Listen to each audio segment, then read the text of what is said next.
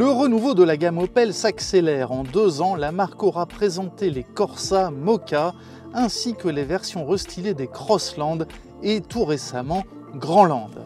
Mais sur le marché européen, c'est le segment des compacts qui représente l'un des principaux moteurs de croissance. Dès lors, on comprend mieux l'importance pour Opel que revêt le lancement de cette Astra de 6e génération, modèle que nous vous présentons aujourd'hui. On a une Astra aujourd'hui qui est un produit très compétitif, mais on voulait encore quelque chose de plus compétitif, tant en termes de contenu de produits, donc en termes de premium comme d'habitude chez Opel. Nous développons des features de haut de gamme que nous déplaçons également dans ce segment, donc ça c'est le premier point. Très important également, c'est au niveau du design. Donc on a une plateforme qui est entièrement nouvelle, qui s'appelle EMP V3. Le design extérieur inclut donc le fameux visor. Il faut aussi savoir qu'au niveau de l'intérieur, on a ce fameux Pure Panel avec des écrans de 10 inches. Tout l'infotainment est également nouveau pour cette nouvelle Astra. On a 2 dizaines de sièges avec la certification AGR, donc une voiture complètement nouvelle avec des features très intéressantes, plus haut de gamme, et également un système infotainment top of the line, et enfin un design intérieur-extérieur qui est plus de cool to cool, comme on le dit fréquemment chez nous. L'Astra pour Opel, c'est 15 millions d'exemplaires vendus depuis la première génération du modèle lancé en 1991. Cette nouvelle mouture adopte sans surprise la calandre visor qui caractérise les dernières nouveautés de la marque.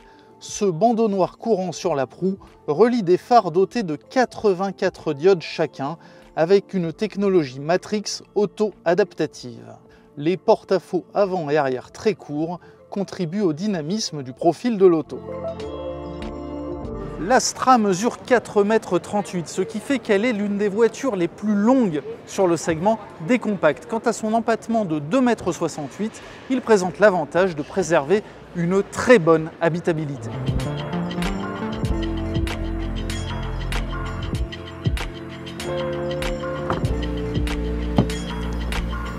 Et avec 422 litres, le coffre est aussi l'un des plus volumineux de la catégorie. L'Astra fait donc preuve d'un sens de l'accueil un peu plus poussé que ses cousines, les nouvelles Peugeot 308 et DS4, avec qui elle partage l'essentiel de sa base technique.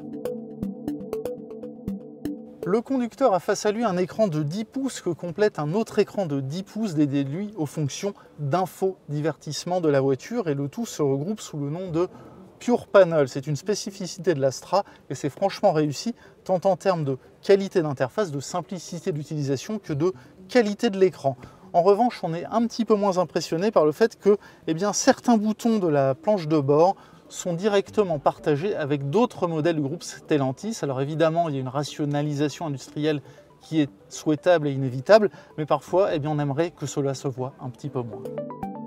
Sans surprise, l'Astra se verra dotée de toutes les aides à la conduite imaginables à ce niveau de gamme, avec notamment une conduite semi-automatisée sur autoroute et dans les embouteillages. Elle reçoit à cet effet 5 caméras qui scannent son environnement en permanence, et celles-ci se complètent de capteurs à ultrasons et de radars. Les tarifs de la gamme Astra n'ont pas encore été fixés, mais ils devraient démarrer aux alentours de 23 000 €. Sous le capot, on trouvera des moteurs essence et diesel de 110 et 130 chevaux qui représenteront l'essentiel des ventes. Mais on trouvera aussi un bloc hybride rechargeable disponible en version 180 et 225 chevaux, un moteur déjà bien connu au sein du groupe Stellantis. La nouveauté du jour, le scoop du jour, c'est le patron d'Opel qui a annoncé le lancement d'une Astra 100% électrique à l'horizon 2023. Il sera possible de passer commande de l'Astra aux alentours du mois d'octobre et les premières livraisons de l'auto interviendront en début d'année prochaine. Pour notre part, nous vous donnons rendez-vous au mois de décembre pour les premiers essais dynamiques.